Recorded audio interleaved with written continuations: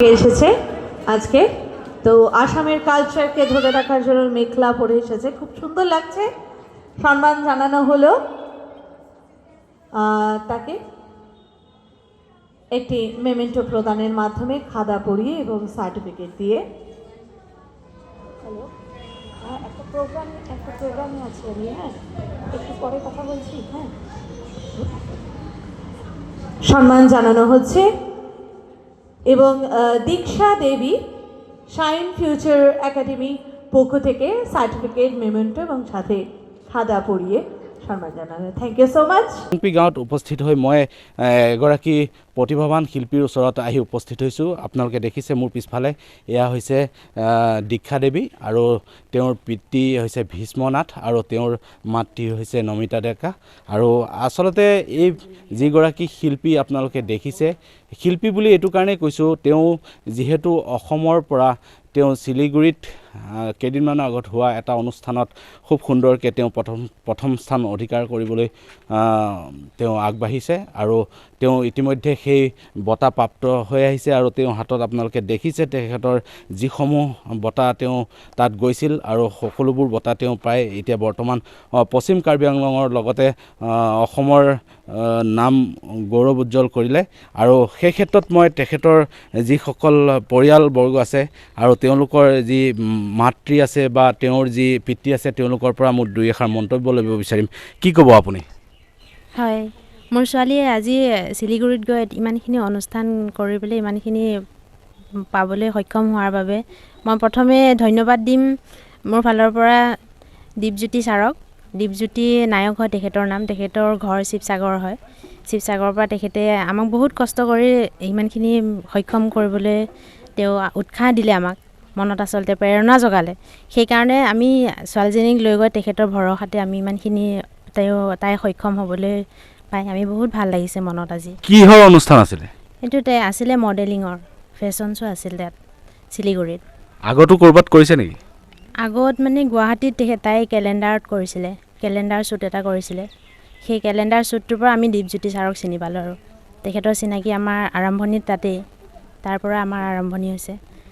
হয়, নিশ্চয়কৈ আপোনালোকে শুনিছে এইগৰাকী যি মাতৃ, তেওঁৰ মন্তব্যত আপোনালোকে শুনিছে। আৰু তেওঁৰ যিগৰাকী শিল্পী বা যিগৰাকী কণমানি শিল্পী আছে তেখেতৰ পিতৃৰ লগত মই দুই এষাৰ মন্তব্য ল'ব বিচাৰিম, তেওঁৰ পৰা জানিব বিচাৰিম। কি ক'ব আপুনি? নমস্কাৰ। বৰ্তমান সময়ত মোৰ অৱস্থা আপোনালোকে দেখা পাইছে।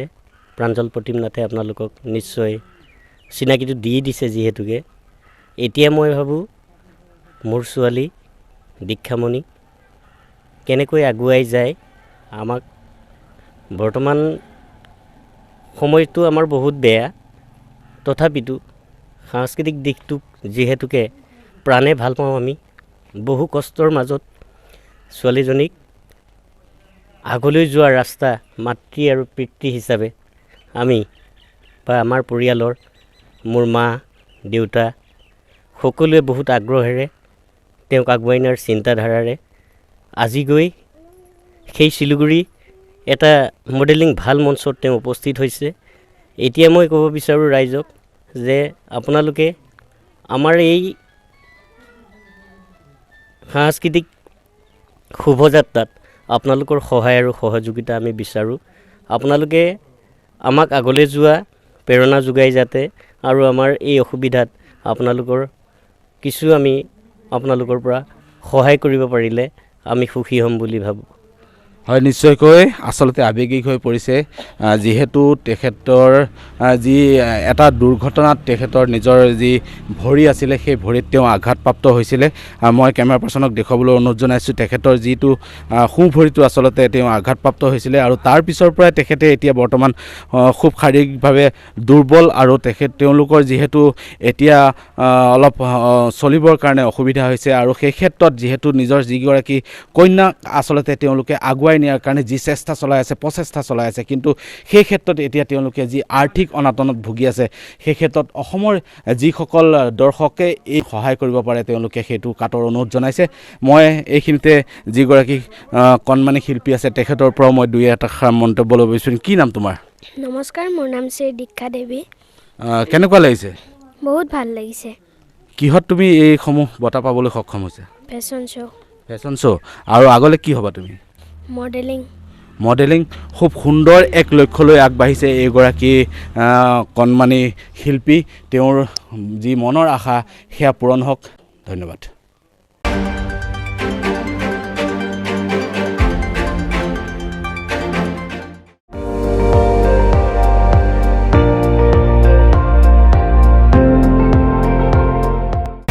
আপুনি চাই আছে ND24 সৰ্বশ্ৰেষ্ঠ নহয় সৰ্বোত্তমৰ দৌৰ